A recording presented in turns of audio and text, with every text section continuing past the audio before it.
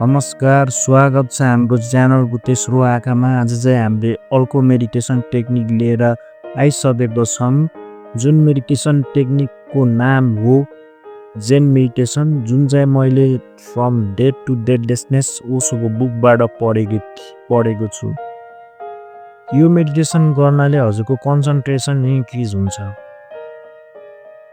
कम्फर्टेबल्ली बस्नुहोस्। यो मेडिटेसन गर्ने बेलामा ध्यान दिन पर्ने कुरा भनेको आफ्नो सास प्रश्वास अनि आफ्नो पोस्चरमा हो। ल मेडिटेसन कसरी गर्ने प्रक्रिया सुरु गरौँ।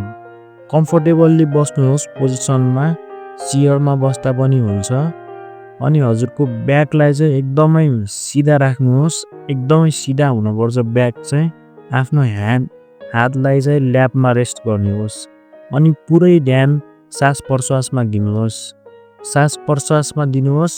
सबै जति सास फेर्नुहुन्छ, जति सास फाल्नुहुन्छ गन्दै गर्नुहोस्। 1 2 3 4 भन्दै सास गन्दै गर्नुहोस्। सास गन्दै गर्ने बेलामा हजुरले 200 300 कति पुर्याउनुहुन्छ गन्दै गर्नुहोस्।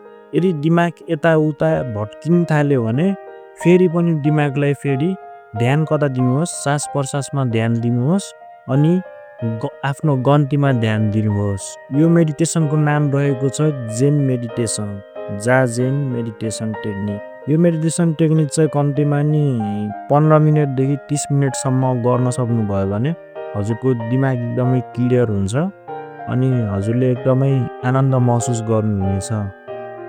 यस्तै मेडिटेसन टेक्निकको भिडियोहरू म लिएर आइराख्ने नै छु। हामीसँग कनेक्ट हुन एकदमै सजिलो छ। यहाँसम्म हेरिदिनु भयो, धन्यवाद त्यसको लागि।